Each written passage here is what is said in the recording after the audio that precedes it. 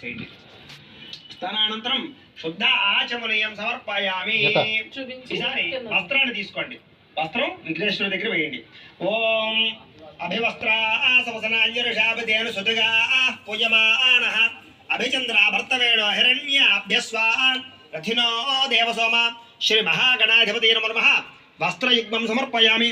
అలాగే యజ్ఞోపేతాలు ఉన్నాయి కదా, పచ్చితో చేసిన యజ్ఞోపేతం, అది తీసుకుని మళ్ళీ వినాయకుడికి వేయండి.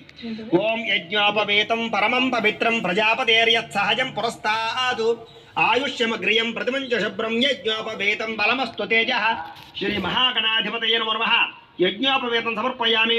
యజ్ఞోపవేత ధారణానంతరం శుద్ధాచమని సమర్పయామి. మళ్ళీ ఒకవేళ యజ్ఞోపేతాలు వస్త్రాలు లేకపోతే అక్షతలు వేయండి.